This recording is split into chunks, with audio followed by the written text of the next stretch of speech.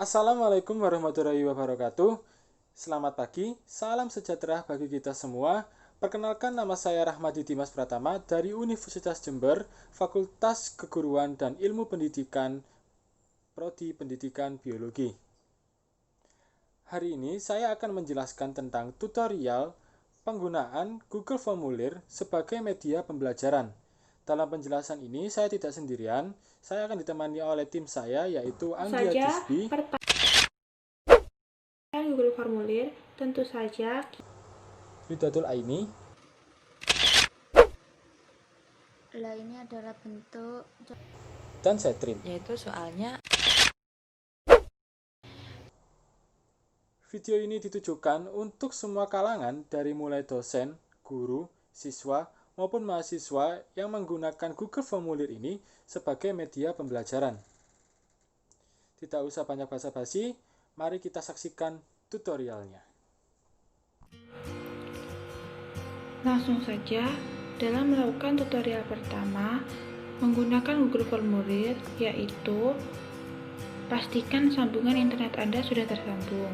Kemudian kita buka browser, bisa pilih Chrome, Mozilla maupun yang lainnya. Di sini saya membuka Chrome. Kemudian kita pilih Google Aplikasi. Di Google Aplikasi ini pilihlah Google Drive. Kemudian pilih menu baru dan klik Google Formulir. Tunggu ya, ini masih merupakan menu utama atau tampilan utama dari Google Formulir. Di sini saya akan menjelaskan toolbar apa saja yang ada di Google Formulir. Yang pertama, ini ada judul. Ini adalah halaman judul. Di sini kita bisa mengetik judul atau kegiatan apa yang akan kita buat. Kemudian di bawahnya ada bagian pertanyaan. Di sini untuk menulis pertanyaan yang akan ditanyakan nantinya. Di sini saya akan menjelaskan tentang toolbar apa saja yang pertama ada menu tambah pertanyaan. Di sini untuk menambahkan halaman pertanyaan. Kemudian di bawahnya ada import pertanyaan. Di sini Anda bisa menambahkan pertanyaan yang sudah disiapkan di Word. Kemudian di sini ada tambahkan judul dan deskripsi. Dan kemudian ada di bawah import pertanyaan ada tambahkan gambar, bisa untuk menambahkan gambar, kemudian tambahkan video. Juga bisa ditambahkan bagian. Di sini untuk menambahkan judul yang dibuat. Setelah itu, bagaimana cara kita untuk membuat kuis atau pertanyaan yang akan ditanyakan? Di sini bukalah setting atau setelan. Di sini kita bisa memilih opsi kuis. Kemudian pilih jadikan ini sebagai kuis. Di sini ada opsi responden dapat melihat. Responden dapat melihat ini apabila Bapak Ibu mencentang pertanyaan tak terjawab, maka responden dapat melihat pertanyaan yang tak terjawab oleh mereka atau belum bisa menjawab. Kemudian apabila mencentang jawaban yang benar, maka responden dapat melihat jawaban yang benar. Kemudian untuk nilai poin, apabila mencentang nilai poin, responden juga dapat melihat nilai poin yang mereka dapat. Kemudian menu presentasi ini opsional, Bapak Ibu bisa mencentang ataupun tidak. Apabila tampilan status progres dicentang, maka kita atau Bapak Ibu dapat melihat progres dari responden. Kemudian apabila acak urutan pertanyaan, maka urutan pertanyaan yang dibuat Bapak Ibu juga akan teracak secara otomatis. Lalu ada umum. Di umum ini Bapak Ibu ataupun yang membuat, mahasiswa ataupun siswa dapat mengumpulkan alamat email responden.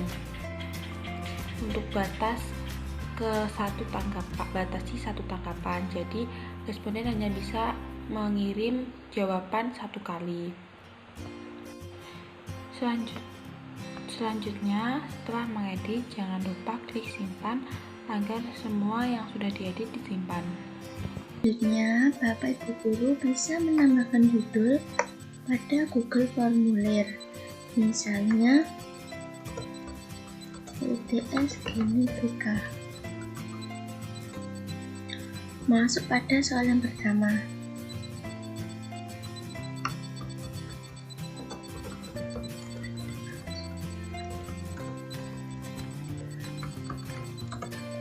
Di sini, Bapak Ibu Guru bisa memilih opsi jawaban, bisa pilihan ganda, kotak centang. Di sini kotak centang bisa juga disebut dengan soal yang memiliki jawaban lebih dari satu, bisa paragraf dan jawaban singkat. Pada soal yang pertama, Bapak Ibu Guru bisa mencoba dengan paragraf. Jika paragraf, Bapak Ibu Guru tidak perlu mengisi kunci jawaban dan memberikan poin, karena jawaban pada setiap siswa berbeda-beda. Wajib diisi kita nyalakan agar siswa yang tidak mengerjakan nomor pertama, maka mereka tidak bisa mensubmit jawaban. Contoh soal yang kedua. Bapak Ibu Guru bisa memilih dari info pertanyaan yang telah dibuat soal sebelumnya.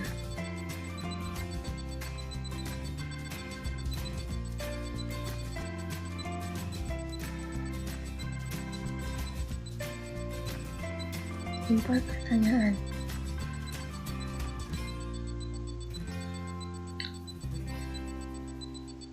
Soal yang kedua, Bapak Ibu Guru juga bisa memilih opsi jawaban. Misalnya pilihan ganda. Jika pilihan ganda, Bapak Ibu Guru bisa menambahkan kunci jawaban dan memberikan poin.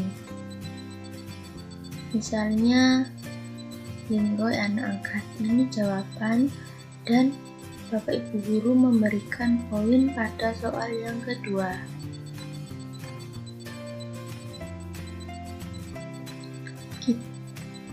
Selesai. Pada yang ketiga, Bapak Ibu Guru bisa mengimpor soal yang telah dibuat sebelumnya.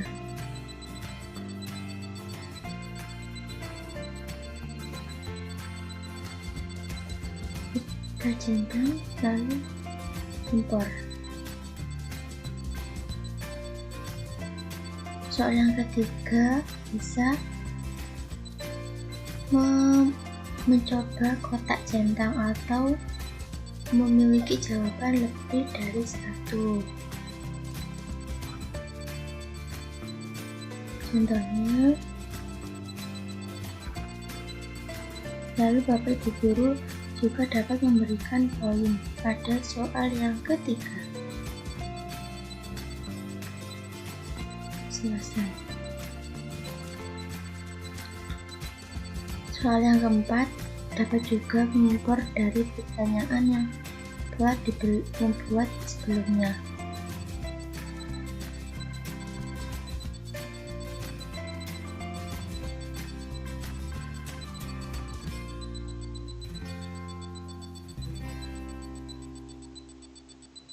Bapak Ibu Guru bisa mencoba yaitu jawaban singkat.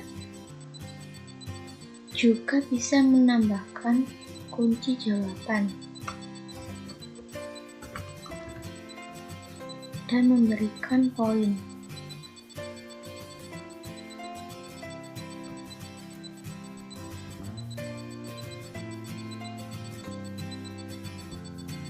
Nah, jika soal semua telah selesai, Bapak Ibu guru bisa mencobanya, yaitu klik pratinjau.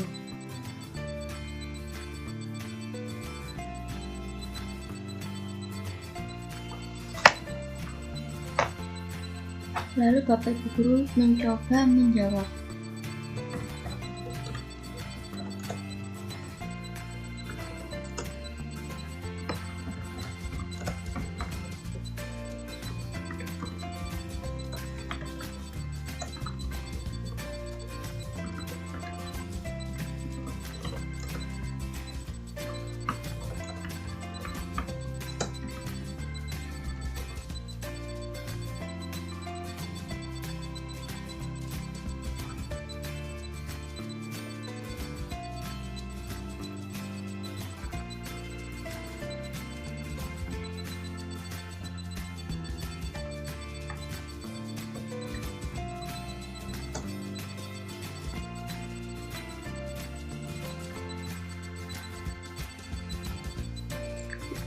Bapak Ibu guru bisa melihat skor.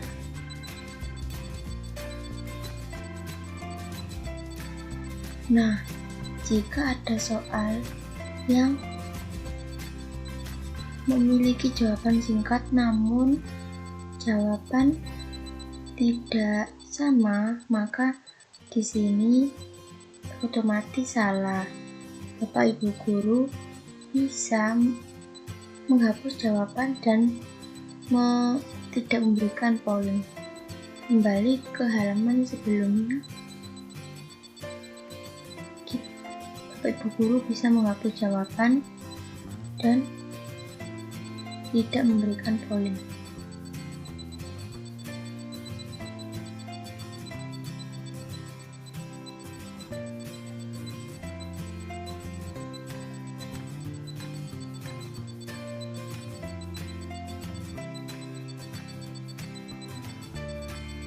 Bapak guru bisa mencobanya kembali.